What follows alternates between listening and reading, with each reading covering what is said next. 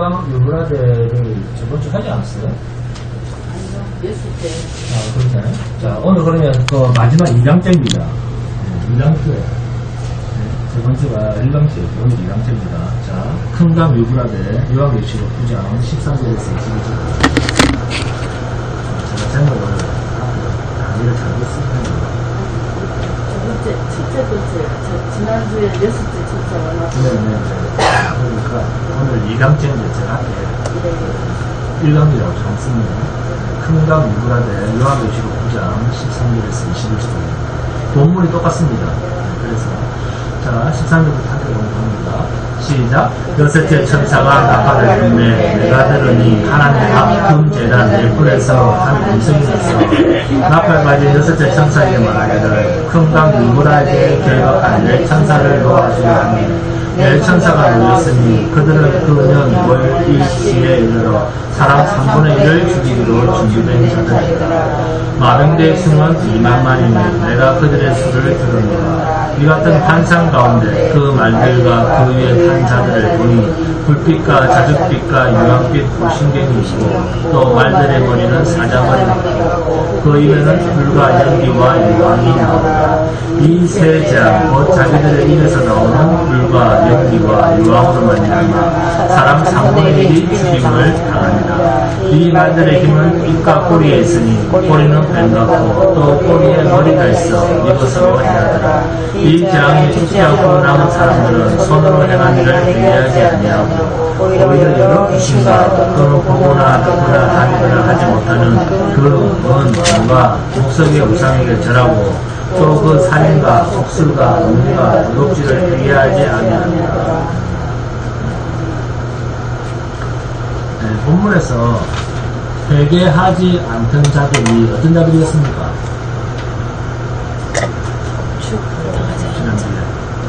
몸으로 자기의 의를 행하려고 애쓰는 모든 자입니다. 예수 믿고 하나님을 믿는다고는 하는데 계속해서 몸으로 모세를 통해서 주신 율법을 자기 몸에 담고 살아가는 모든 자였습니다. 본문 14절 15절입니다. 나팔 가진 여섯째 천사에게 말하기를 금강 유브라데에 결박한 네 천사를 놓아주라 하니 네 천사가 놓였으니 그들은 그 년 월 일시에 이르러 사람 3분의 1을 죽이기로 준비된 자들이다. 사람 3분의 1을 죽이기로 준비된 자들. 어떤 천사들입니까? 악한 천사들입니다. 그리고 금강 유브라데에 결박한 네 천사라고 하는 말을 보니까 이들은 이미 이 세상이 시작될 때부터 악한 일에 동원된 존재들이다라는 겁니다. 그러면 첫째, 인간이 타락했다라고 하는 것은 어떤 의미입니까? 둘째, 이 땅에 사는 3분의 1이 하나님이 죽이겠다고 하는 그 재앙에서 죽임을 당하고 넘어지는데도 불구하고 사람들은 자기들이 행하는 일을 왜 돌이키지 않고 회개하지 않고 로마서 1장 18절에서 23절입니다. 하게 보입니다. 로마서 1장 18절에서 23절입니다. 로마서 1장 18절에서 23절입니다.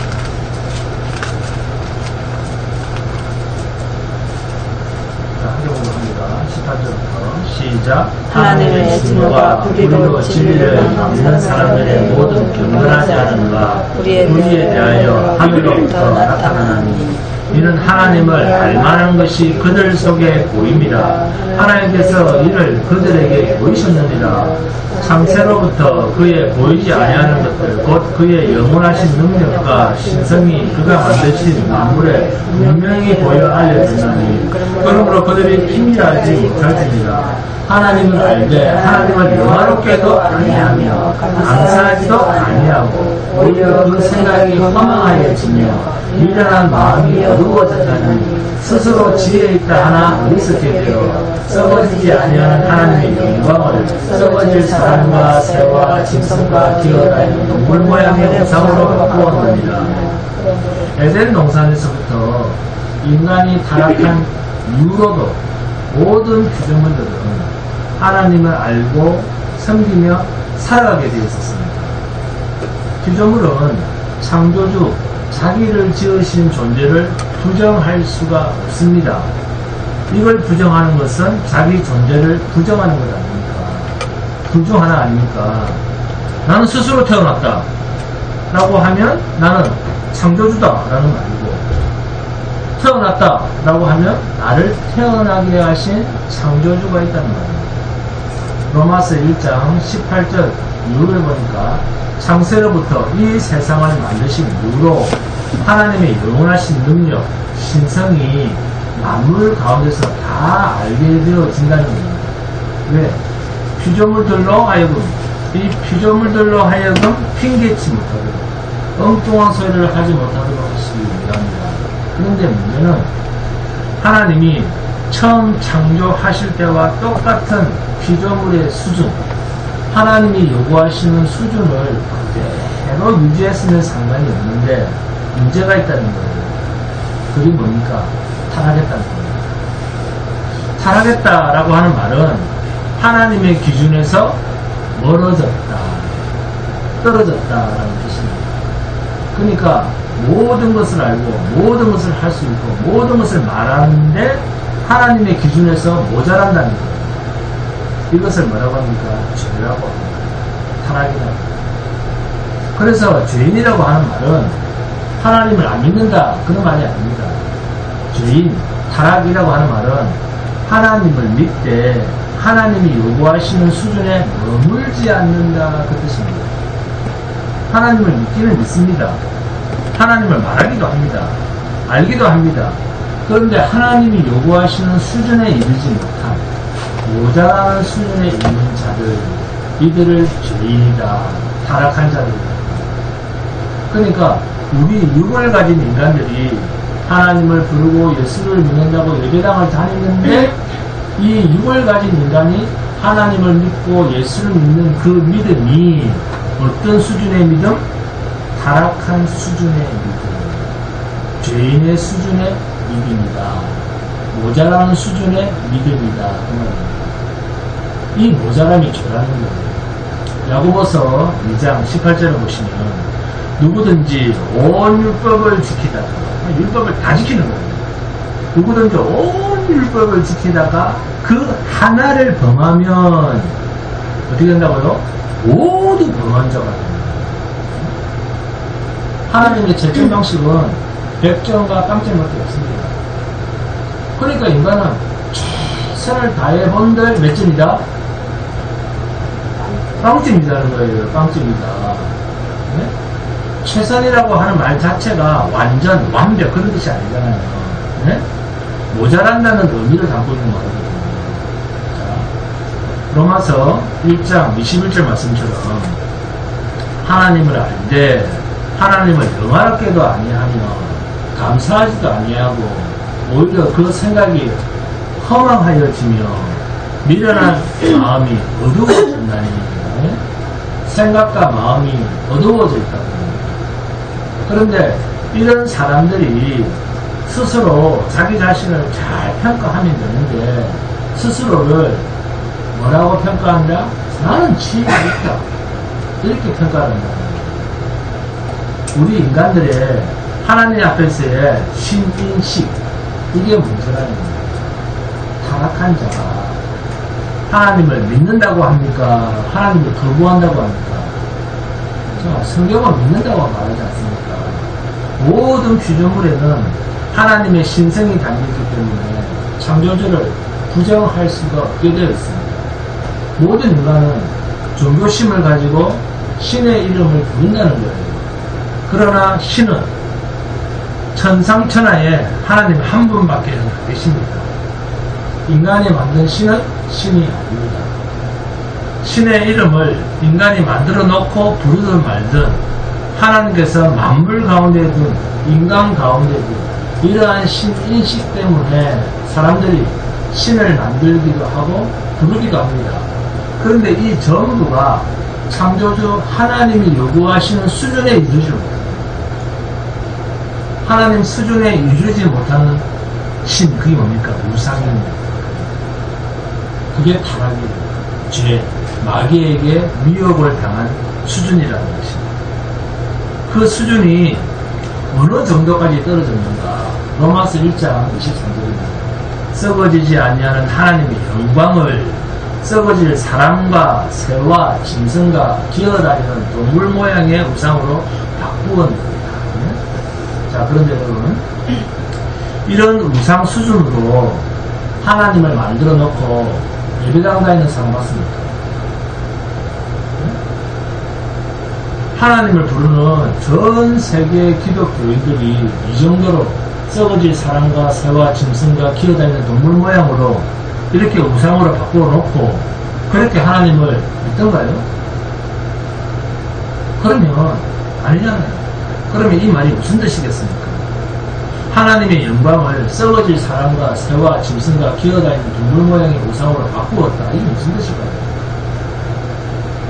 눈에 보이는 이 세상 것을 얻기 위해서 신의 이름을 부른다 그 말입니다. 그게 우상숭배다. 불태워 없어질 이 세상 것을 얻기 위해서 하나님의 이름을 부르고 하나님을 찾는다는 거예요. 그러니까 하나님 이야기를 하고 예수를 말하고 천국을 말하고 연옥을 말하고 부처를 말하고 무슨 이야기를 하든 결국 모든 사람들은 신의 이름을 부를 때 어디에 목적을 두고 있다? 세상의 목적을 두고 있다. 이게 썩어질 사람과 새와 짐승과 기어다니는 동물 모양의 우상으로 바꾸어 놓고 있는 모습입니다. 하나님의 백성들이 이런 수준이면 이렇게 우상을 섬기는 정도의 수준으로 하나님을 섬기는 수준이면 하나님은 그 백성, 당신의 백성들을 어떻게 하시면 좋겠습니까? 채찍질하고 인생 막대기로 두들겨 패기도 하고 그러면 되는데 로마서 1장 24절 25절입니다. 함께 봅니다. 1장 24절 25절 시작. 그러므로 하나님께서 그들을 마음의 정욕대로 더러움에 버려두사 그들의 몸을 서로 욕되게 하게 하셨으니 이는 그들의 하나님의 진리를 거짓 것으로 바꾸고 피조물을 조물주보다 더 경배하고 섬김이라 주는 곧 영원히 찬송할 이시로다. 하나님이 어떻게 하신다고요? 그냥 내버려 두시는 거예요. 그렇게 하나님을 부르지 말고 내버려 두시는 거예요.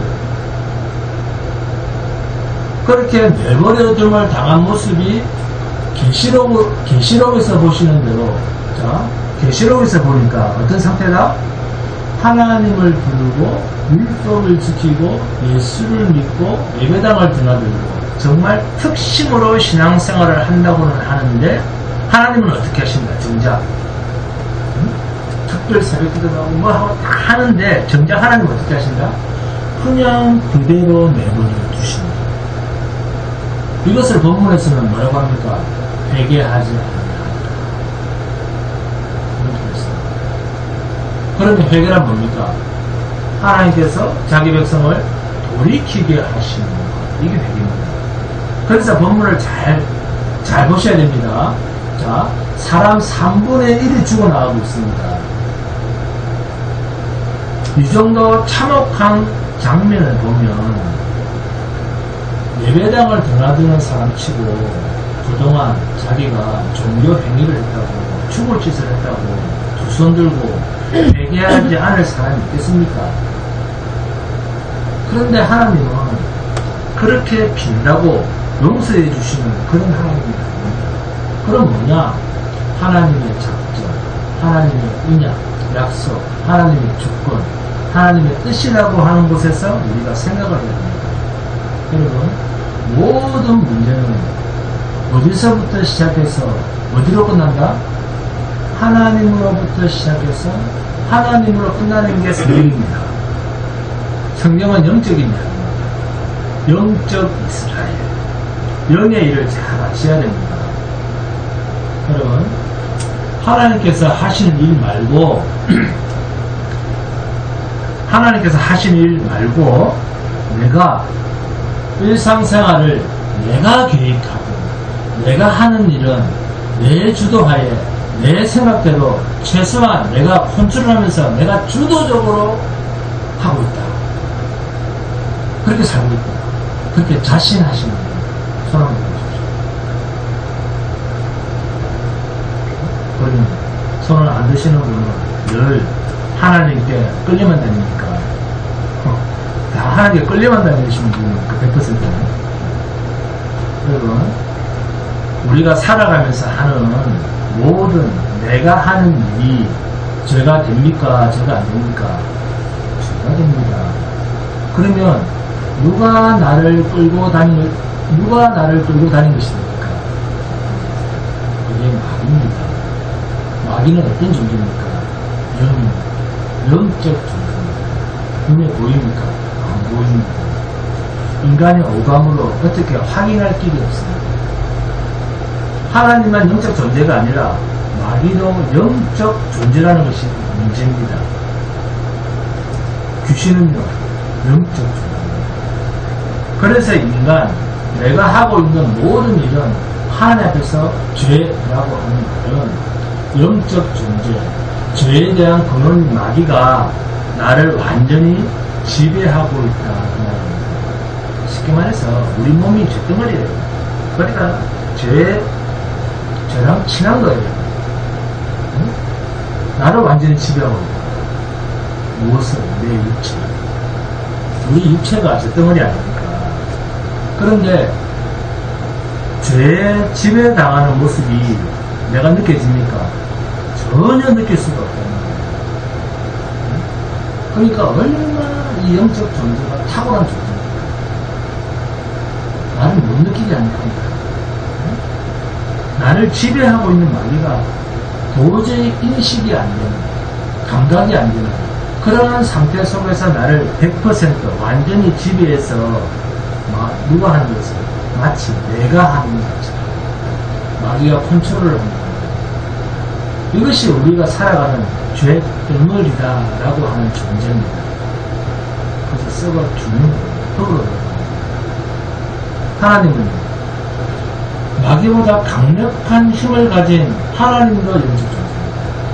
그러니까 어떤 생각을 하느냐, 하나님이 마귀를 우리로부터 쫓아내고 영이신 하나님께서 성령으로 완전히 우리를 지배하고 계시기 때문에 모세의 율법을 행함으로 하나님 앞에서 의로운 모습으로 늘 나타내 보일 수 있구나, 이렇게 생각해보는 사람들이 있다. 이런 사람들 의외로 많이 있습니다. 근데 여러분, 이 육이 영적인 존재 마귀에게 100% 점령당하는 것은 언제까지입니까? 우리가 죽임 당할 때까지입니다. 우리에게 육이 있다는 것은 영적 존재인 마귀가 언제든지 마음만 먹으면 100% 지배할 수 있다는 것입니다. 그렇다면 성도는 하나님 앞에 무엇을 구해야 되겠습니까? 이 마귀에게 100% 점령을 당하고 있는 이 육이 깨어지기를 소원하는 것이 성도의 기도입니다. 죄의 삿은 사망입니다.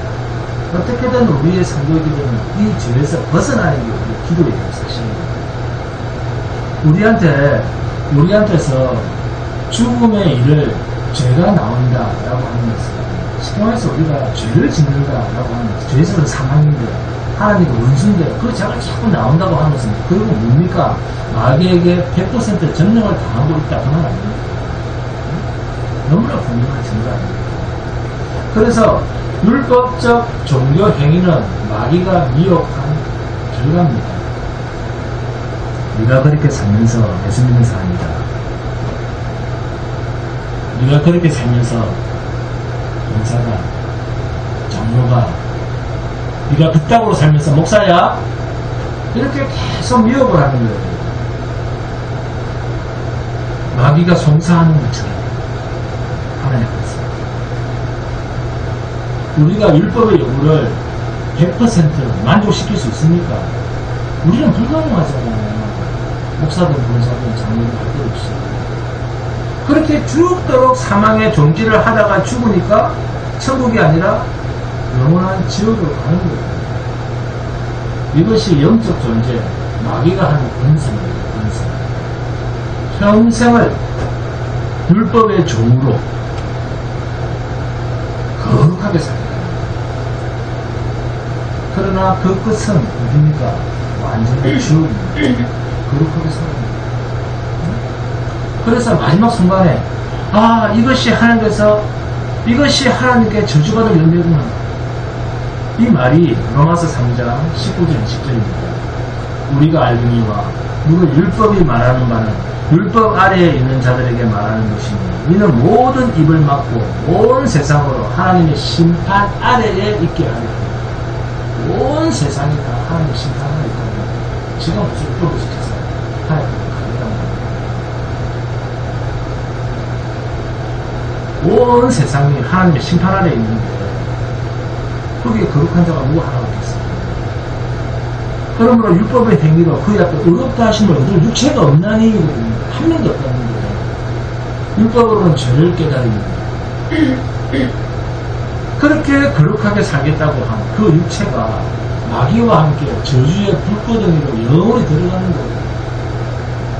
이게 자신의 전 인생을 마귀에게 100% 중노릇한 결과입니다. 그렇게 삽시다는 거예요. 당신부터 좀 따라오겠어요. 뭐로? 육체로. 자, 그러면 하나님도 영적 존재인데 마귀가 100% 점령하고 있는 그 속에 과연 하나님이 마귀야 너는 10%만 차지해라 또는 마귀야 너는 30%만 차지해라 내가 나머지는 차지할게 그러실까요? 하나님과 마귀는 어떤 사이다? 원수입니다. 원수란 말이 어떤 말인지 아십니까? 같은 자리에 있을 수 없는 존재다 그 말입니다. 그래서 성경에서 하나님께서 자기 백성을 어떻게 했다? 새 생명으로 만드는 것이다. 수정했다, 개선시켰다 그러지 않습니까? 아예 바꿨다, 새 생명으로. 그러니까 우리가 거듭났다라고 할 때 그 거듭났다는 말은 마귀가 단 1%도 끼어들 수 없는 영역의 피조물이 생성입니다. 마귀로부터 온전히 차단된 피조물, 이게 거듭난 생명입니다. 그러면 이 거듭난 생명은 육적 존재일까요? 영적 존재일까요? 영적 존재입니다. 이런 신학적 정리가 되어 있지 않기 때문에 진리가 너희를 자유케 하리라. 그 자유를 누리지는 못하는 거예요. 계속 율법이 잡히는 거예요. 되지도 않는 그 육으로 자꾸 거룩하게 살려고 하는 거예요. 그냥 살면 됩니다. 가장 누린다는 게 자기 그냥 멋대로 사는 거예요. 자기 멋대로 사는 게 진리가 너희를 자유케 했다는 그 흔적입니다. 아니잖아요. 진리가 너희를 자유케 했다는 그 너희는 완전한 인격입니다. 너희는 진리가 너희를 자유케 하리라. 그 너희 거듭난 생명을 거듭난 생명이라고 하는 것은 완전한 인격입니다. 우리의 이 육신보다도 더 탁월한 죄를 지을래야 지을 수 없는 인격입니다. 죄를 알지도 못하는 인격입니다. 이 피조물이 자유함을 얻는데 어떤 자유함인가? 죄로부터 자유함을 이루는 거든난 생명. 여러분, 이 거듭난 생명은 도대체 어떤 상태에 있길래 완전한 자유함 속에 있습니까? 죄와 관계가 없는 것이 자유함입니다. 하나님으로부터 난 자인 그리스도, 이 그리스도의 영으로 그 생명을 완전히, 그러니까 하나님께서 거듭난 생명을 완전히 지키고 계시기 때문에 거듭난 생명은 죄에서 자유한 것입니다. 그러면 성령께서 이 피조물, 새 생명을 완전히 지키실 뿐만이 아니라 완전히 마귀로부터, 죄로부터 지켜주고 계시면 그냥 바로 하늘나라로 이 성도를 바로 그냥 즉시 데리고 가시면 되는데 왜, 무엇 때문에 성도를 이 세상에 두시는가? 왜 우리를 육신이 있는 채로 아직도 세상에 두시는가 하는 것입니다. 본문 14절입니다. 함께 공부합니다. 시작. 나팔 가진 여섯째 천사에게 말하기를 큰 강 유브라데에 결박한 네 천사를 놓아주라 합니다. 큰 강 유브라데에 결박한 네 천사. 자, 이 말이 어디 있습니까? 성경에? 자, 찾아봅니다. 창세기 15장 봅니다. 창세기 15장 18절에서 22절입니다. 창세기 15장 18절에서 22절입니다. 창세기 15장 18절에서 22절 시작. 그날에 여호와께서 아브라함과 더불어 언약을 세워 이르시되 내가 이 땅을 애굽 땅에서부터 그 큰 강 유브라데까지 내 자손에게 주노니 곧 겐 족속과 그니스 족속과 감몬 족속과 헷 족속과 그리스 족속과 느바 족속과 아모리 족속과 가나안 족속과 기르가스 족속과 유부스 족속의 땅입니다 하셨더라. 여기에 언급된 사람들이 어느 땅에 있는 사람들입니까? 가나안 사람입니다. 그런데 그게 애굽 강에서부터 어디까지요? 그 큰 강 유브라데까지. 그러면 결국 그 큰 강 유브라데라고 하면 어느 지역을 두고 한 말입니까? 가나안 땅을.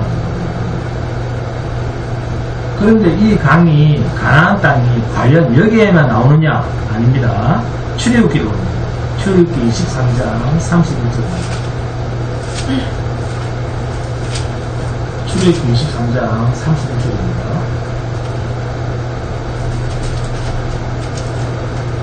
함께 공부합니다. 출애굽기 23장 31절 시작. 내가 내 경계를 홍해에서부터 블레셋 바다까지 광야에서부터 강까지. 여기 강까지라고 하는 말이 어느 강? 유브라데 강을 지금 정하고 그 땅의 주민을 내 손에 넘기리니 내가 그들을 내 앞에서 쫓아낼지라. 어느 땅요? 가나안 땅입니다. 그러니까 큰 강 유브라데라고 하는 말은 가나안 경계를 두고 한 말이에요. 그런데 이 가나안의 큰 강 유브라데가 본래 어디였는가? 본래 원조가 어디였겠습니까? 창세기 2장을 봅니다. 창세기 2장 8절에서 15절입니다. 창세기 2장 8절에서 15절. 창세기 2장 8절에서 15절 시작. 여호와 하나님이 동방의 에단에 동산을 창설하시고 그 지으신 사람을 거기 두시니라. 여호와 하나님이 그 땅에서 보기에 아름답고 먹기에 좋은 나무가 나게 하시니 동산 가운데는 생명나무와 선악을 알게 하는 나무도 있더라. 강이 에덴에서 흘러나와 동산을 적시고 거기서부터 갈라져 내 근원이 되었으니 첫째 이름은 비손이라. 금이 있는 하엘라 온 땅을 둘렀으며 그 땅의 금은 순금이요 그곳에는 베델리엄과 호마노도 있으며 둘째 강의 이름은 기온이라. 부스 온 땅을 둘렀고 셋째 강의 이름은 힙데겔이라. 아스로 동쪽으로 흘렀으며 넷째 강은 유브라데더라. 15절 여호와 하나님이 그 사람을 이끌어 에덴 동산에 두어 그것을 경작하며 지키게 하시고. 에덴 동산을 이야기하면서 등장하는 강이 유브라데입니다. 그래서 에덴 동산에 대해서 그슬로 올라가 보니까 그곳이 가나안 땅입니다. 애굽에서 종살이하던 이스라엘을 기필코 가나안 땅으로 들이신다고 하셨고 그 가나안이 그슬로 올라가 보니까 놀랍게도 어느 땅이었다? 에덴 동산이었다. 여러분, 에덴 동산은 새하늘과 새 땅에 대한 그림자, 모형이잖아요. 네? 여기 에덴 동산에 있던 강을 본문 13절에서 말씀하고 있는 것입니다. 결국 이 말은 영원한 하나님의 나라에 있던 그 땅에 하늘나라에 묶여 있던 결박되어 있던 그 천사를 풀었다. 이 말은 이 세상이 만들어지기도 전에, 이거는 제가 보는 성경 관점입니다. 이 세상이 만들어지기도 전에 이미 하늘에서 무슨 일이 있었다? 악한 천사들을 결박한 사건이 있었다는 것입니다. 이 세상을 창조한 거죠. 그래서 본문 14절입니다. 나팔 가진 6째 천사에게 말하기를 큰 강 유브라데에 결박한 내 천사를 놓아주라 하니, 결국 이 말씀 속에는 창세기 1장 1절부터의 사건이 전부 함축된 말씀으로 보고 성경을 풀어도 이상하지 않습니다. 즉 이 말은 이 시대나 종말의 때에 일어날 사람을 죽이기로 작정된 3분의 1로 국한해서 성경을 해석하면 안 된다는 얘기입니다. 큰강 유브라데, 여기를 거슬러 올라가 보니까 여기가 어디더라? 에덴 동산입니다. 결국 에덴 동산에 결박되어 있었다라고 하는 말은 어디에 있었다? 이 에덴 동산이 그림자니까 실제로는 하나님 나라에 결박되어 있던 자입니다. 이 세상을 창조할 때 물질 세계로 쫓아보냈다라고 합니다. 에덴 동산은 우리에게 어떤 의미를 가집니까? 새하늘과 새 땅에 대한 그림자요 모형입니다. 하늘나라에 대한 모형입니다. 그런데 그곳에 결박되어 있던 자를 풀어냈다는 말은 세상에 보냈다 합니다. 그러니까 이 세상을 만들기도 전에 이미 하늘 세계에서 하나님의 대적자가 하나님을 대적하는 일이 있었답니다. 그래서 결박했다는 말은 하나님을 대적한 일이 하나님의 세계에서 있었답니다. 그래서 요한계시록은 성경 전체에 대한 이야기, 성경을 통으로 보면서 풀어야 되는 이야기입니다. 여러분, 세상을 창조하시고 하나님이 육신이 되어서 이 땅에 오셨다. 마귀에게 죽임을 당하러 오셨다. 그리고 살아나셨고 심판의 날 다시 오신다. 이게 성경 이야기의 끝이요. 이게 종말입니다. 그래서 지금의 이 역사는 어떤 역사입니까? 죽음의 역사입니다. 예수님이 죽으시고 다시 부활하시고 하늘나라로 올라간 그 이후의 역사는 이 세상은 계속 죽어나가는 죽음의 역사입니다. 구약으로 표현하면 말라기서가 끝났잖아요. 말라기가 끝나고 주님이 다시 오시고 신약이 있잖아요. 그 사이에 암흑기처럼 말라기서가 끝나고 주님이 다시 오시는 그 암흑기에 우리가 살고 있는 거예요. 이 사실을 모르기 때문에 끝까지 자기가 하나님이 되어서 세상 뜻에 아웅다웅하고 더 주워 담으려고 눈에 불을 켜고 사는 거예요. 만왕의 왕을 죽인 자, 하나님께서 마귀를 가만히 두시겠습니까? 그렇게 죽으셨는데 제가 영혼의 활개치도록 가만히 두시겠습니까? 아무자 이사님, 네? 사망의 불, 영원한 지옥불, 영원히 못 나오도록 하십니다. 그런데 그 사망의 불, 불신자들까지 자기의 죽을 날을 모르게 하셨다. 불신자들까지도 자기의 죽을 날을 모릅니다. 마귀도 모릅니다. 네? 자, 모른다. 내 죽을 날을 모른다. 자, 다행입니까? 불행입니까? 다행이죠. 네? 잠시 세상에 살 동안만이라도 얼마나 다행입니까? 네? 사람이 자기의 죽을 날을 알면 평안하게 하루하루 살아갈 수 있겠습니까? 하나님께서 우리의 죽을 날을 알지 못하도록 하신 것이 복입니다. 자, 그러면 2000년 동안 만왕의 왕을 죽이고 그분이 부활하신 것을 알고 있는 마귀는 자기의 때가 얼마 남지 않은 줄 알고 이 말을 직설적으로 표현을 하면 아, 이제 내가 죽을 날이 얼마 안 된 줄 알고 그 말 아닙니까? 네? 그렇게 느끼면서 온 세월이 지난 2000년이 있습니다. 하나님이 작정하신 성도의 수를 채우지 못하도록 하기 위해서 마귀가 얼마나 안절부절 발광을 하겠습니까? 전도를 하면 쉽게 교회에 정착하지 않습니다. 마귀는 영적인 존재가 교회에 대사통비합니다. 자, 그러면 하나님께서는 죽을 수밖에 없는 마귀가 100% 점령하고 있는 죄밖에 드러날 것이 없는 우리에게 이러한 시간, 택하신 백성, 완전한 새 생명을 낳아서 잉태된 이 거듭난 생명을 완전하게 지배하고 계신 하나님께서 무엇 때문에 죽을 수밖에 없는 죄 덩어리 이 육을 왜 이 세상에 두셨나요? 뭡니까? 첫째, 전도 순교입니다. 예수를 전하는 일. 둘째, 내 육신의 죽음이라고 하는 것을 경험하는 시간으로 우리의 세상에 두신 것입니다. 이게 성경입니다. 이스라엘은 애굽에서 꺼집어냄을 당하면 출애굽을 하면 가나안 땅으로 들어가게 되어 있는 신분이었습니다. 그런데 이들을 어디로 꺼집어내셨다? 광야입니다.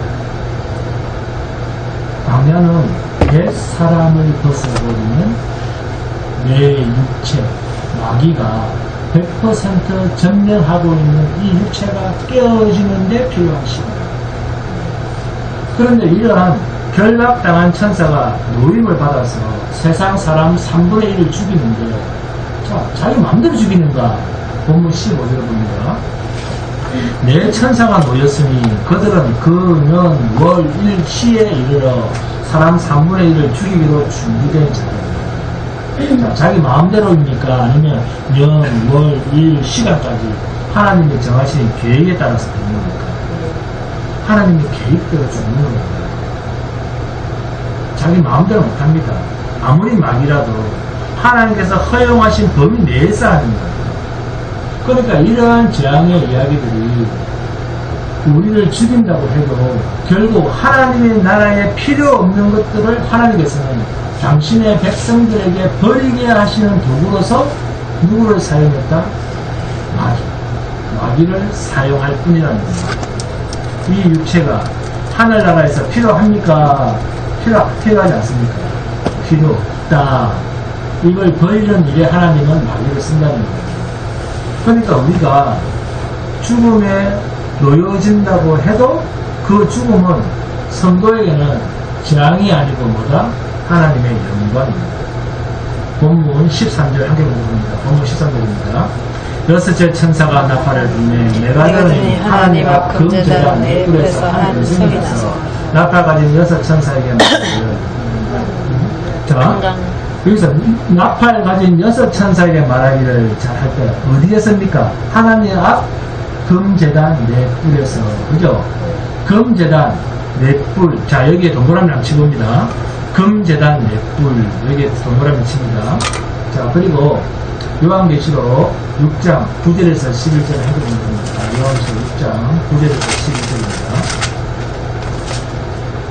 9절부터 시작. 다섯째 을 되실 때 내가 보니 하나님의 말씀과 그들이 가진 증거로 말미암아 죽임을 당한 영혼들이 제단 아래에 있어 큰 소리를 부를 때 거룩하고 천도신 그의 주제여 땅에 거하는 자들을 심판하여 우리 피를 갚아주지 아니하시기를 어느 때까지 하시려 하나이까 하니. 어느 때까지 여기에 동그라미 칩니다. 자, 때가 있습니까? 없습니까? 종말의 때가 있습니다. 11절에 각각 그들에게 흰 두루마리를 주시는 이르시되 아직 잠시 동안 쉬되 그들의 동무 종들과 형제들도 자기처럼 죽임을 당하여 자, 당하는 거예요. 누구한테? 누구로부터? 마귀입니다. 마귀. 그 수가 차기까지 하라 하시더라. 그 수가 차기까지. 여기에 동그라미 칩니다. 그 수가 차기까지. 정해져 있는 수가 분명히 있다는 겁니까? 어떤 겁니까? 있다는 겁니다. 이렇게 해서 계시록 6장 9절을 보니까 어디 아래서? 제단 아래에서.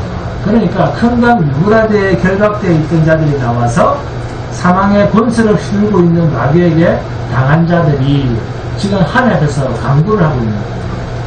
그리고 그 재단이 금재단이라고 했는데 계시록 8장을 봅니다. 계시록 8장 1절에서 5절입니다. 함께 보겠습니다. 계시록 8장 1절에서 5절. 시작. 일곱째 인을 떼실 때 하늘이 반 시간쯤 고요하더니 내가 보면 하늘 앞에 일곱 천사가 서 있어 일곱 낙하를 가졌다. 또 다른 천사가 와서 제단 밑에 서서 금 향물을 가지고 많은 향을 받았으니 이는 모든 성도의 기도와 하여 고자 금 제단에 드리고자 합니다. 당연히 성도의 기도와 함께 천사의 손으로부터 하나님 앞으로 올라가는 천사가 향로를 가지고 제단에 불을 담아다가 땅에 쏟음에 우리와 음성과 번개와 지진이 나더라. 때가 차면 성도들을 죽인 마귀와 땅에 거하는 자들을 심판에 달하는 성도들의 기도가 금 제단으로부터 응답이 되고 있습니다. 자, 금 제단은 예수 그리스도께서 흘리신 보혈의 피를 증거하고 있습니다. 그러면 본문 14절에 큰 유브라데라는 것이 어떻게 사단이 결박당한 곳이다 라고 하는 말로 해석을 하는가. 이 큰 강 유브라데가 왜 어떻게 창세기에 등장하게 되었는가 하는 것입니다. 여러분 창세기를 누가 썼습니까? 모세입니다. 자, 그러면 창세기 1장이나 2장을 보고 금방 이 글은 모세가 썼구나 하고 즉시 알았던 사람이 있습니까? 창세기 2장 14절입니다. 성경입니다. 창세기 2장 14절. 창세기 2장 14절입니다. 창세기 2장 14절. 시작. 셋째 강의 이름은 히데겔이라. 아스로 동쪽으로 흘렀으며 넷째 강은 유브라데이다. 아스로 동쪽으로 흘렀으며 북쪽 이스라엘이 어느 나라 때문에 멸망을 당합니까? 네? 아수르입니다. 그러니까 이 큰 강 유브라데가 나중에 보면 이스라엘의 결정적인 패망을 가져오게 하는데 그 나라들이 북쪽 이스라엘은 아수르 동쪽으로 흘렀으며 할 때 아수르입니다. 그리고 남쪽 유다는 바벨론인데 이 두 나라 모두가 큰 강 유브라데를 중심으로 해서 건국된 나라입니다. 그런데 이 두 나라 아스루와 바벨론은 누구를 상징적으로 그림자로 나타낸 나라들입니까? 아스루 바벨론은 마귀를 표현합니다. 마귀의 나라. 네? 그러니까 하나님이 택한 이스라엘에게는 이 마귀로부터 철저하게 훈련당하는 기관으로서 또한 도구로서 하나님께서 마귀를 쓰셨다는 거예요. 결국 영적 존재로서 이 마귀의 존재가 성경 어디를 보니까 그 실체를 확실하게 알겠다? 요한계시록에 와보니까 그 실체를 확실하게 알겠다는 겁니다. 자, 여러분, 가룟 유다가 예수를 팔 때 마태복음 26장 14절에서 16절을 보시면 그때에 12 중에 하나인 가룟 유다라 하는 자가 대제사장들에게 가서 말하되 내가 예수를 네게 넘겨주리니 얼마나 주겠느냐 하니 그들이 은 30을 달아주거늘 그가 그때부터 예수를 넘겨줄 기회를 찾더라. 가룟 유다가 예수를 스스로 배반한 것처럼 이렇게 표현해서 나옵니다. 자, 또 마가복음 14장 11절에서도 그들이 듣고 기뻐하여 돈을 주기로 약속하니 유다가 예수를 어떻게 넘겨줄까 하고 그 기회를 찾더라. 마가복음 역시 가룟 유다가 스스로 예수를 배반한 것처럼 표현이 됐습니다. 왜요? 마귀가 시켜서 한 게 아니라 가룟 유다가 스스로 한 것처럼 표현합니다. 왜 그럴까요? 인간은 마귀와 같은 죄악을 있습니다. 자, 그런데 재밌는 게 있습니다. 누가복음 22장 3절에서는 12 중에 하나인 가룟인이라 부르는 유다에게 사탄이 들어가는, 가룟 유다에게 사탄이 들어갔다 그럽니다. 자, 그리고 요한복음 13장 27절입니다. 조각을 받은 후 곧 사탄이 그 속에 들어간지라. 이에 예수께서 유다에게 이르시되 내가 하는 일을 속히 하라 하시고. 70인 여권에서 사탄이라고 하는 말은 히브리어입니다. 히브리어로 사탄이라는 표현을 쓰는 거예요. 개념을 잘 잡으셔야 됩니다. 히브리어로 사탄입니다. 히브리어로 사탄. 자, 이 70인 여권에서 히브리어 이 사탄을 악한 상대, 대적자라는 이 말을 헬라어로 바꾸면 디아볼로스라고 합니다. 디아볼로스. 이 말은 무슨 뜻이냐면 고발자, 참소자, 비방자라고 하는 말로 번역을 했습니다.